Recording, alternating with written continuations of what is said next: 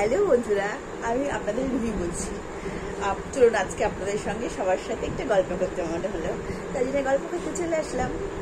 আজকে এই যে ঢাকের আওয়াজ পাওয়া যাচ্ছে না, এটা আজকে ঠাকুরের বিসর্জন হচ্ছে আমাদের বাড়ির সামনে দিয়ে।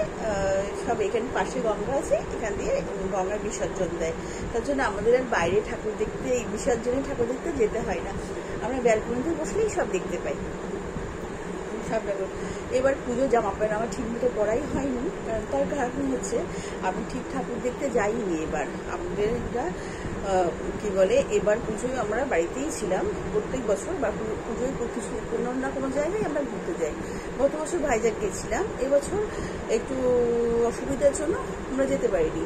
তার কারণ হচ্ছে এবার আমরা একটা মেডিসিনের দোকান খুলছি। এই মনে হয় লক্ষ্মী পুজোর পরই খোলা হবে, তার জন্য কাজ চলছে। ওর জন্য বাড়ির কেউ, ফ্যামিলির কেউ এবার আর ঘুরতে গেল না। তার জন্য আমাদের এবারে ঘোরাটা ঠিক আছে, ঘোরাটা ক্যান্সেল হলো। পরে বলেছে নভেম্বরে আবার সবাইকে ঘোরাতে নিয়ে যাবে।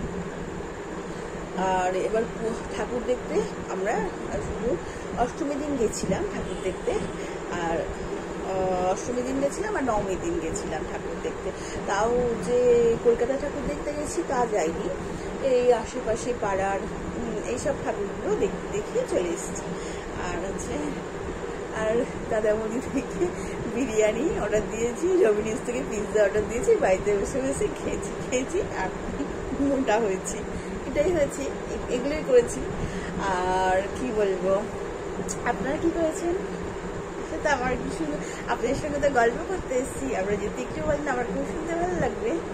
তারপর হচ্ছে আর রান্না বান্না তো হয়নি, আমি তো একটা চ্যানেল খুলেছি রান্নার জন্য, কিন্তু রান্না ছাড়াও আমি পুজোতে আরও আনন্দ করেছি। নাচ গান, ওই যে বেকার নাচগুলো আমি দেখিয়েছি না, ওই নাচগুলো করেছি।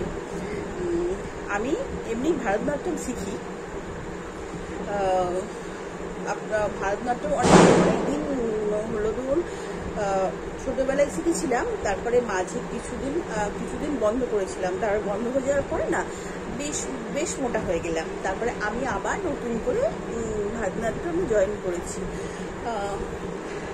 এখন তো ভারতনাট্যমটা তো করা যাচ্ছে না, কারণ এখন ওগুলো ঠিক মতো এখন তোলা হয়নি। তার জন্য তাই ওই যে বেকার গানগুলো সবাই যে নাচগুলো করে চেষ্টা করছি ওগুলো করার জন্য, তাই উল্টো পাল্টা নাচি। জানি সব বেকার, তবুও আপনারা যদি দেখেন সেটাই আমার কাছে অনেক কিছু, যে আপনারা আমার বেকার নাচটাও দেখেন। বেকার আমার আমি যখন নাচতে আমার নিজেরই হাসি পায়। তাহলে আপনাদের কি করে বলবো বলুন, যে ঢাকের আওয়াজ হচ্ছে না, এখন ঠাকুর বিসর্জন যাচ্ছে। আমার সকাল থেকে এমনি ঢাক এই বাড়ির সামনে বাজিয়ে গেল। তারপরে আপনার হচ্ছে এখন বিকেল থেকে আমি মনে হয় 20টা ঠাকুর দেখতে পেলাম। এখন আরেকটা যাচ্ছি, এখন আপনাদের সঙ্গে গল্প করছি বলে আর দেখতে যাচ্ছি না, তা না হলে আমি দেখতে যেতাম। অনেক ঠাকুর দেখেছি আমি।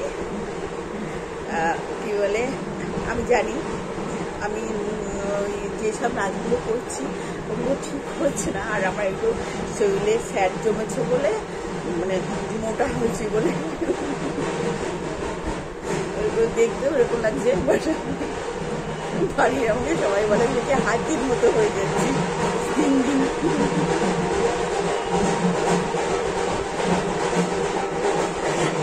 নাচছি, আমার ঢাক দেখে এটা নাচতে ইচ্ছা করে। আপনাদের কি করে না ঢাক দেখে নাচতে? আজকে আমি অনেক গল্প করে ফেললাম আপনাদের সঙ্গে, আমি আবার আপনাদের সঙ্গে গল্প করতে আসবো। আজকে রাখছি, বাই।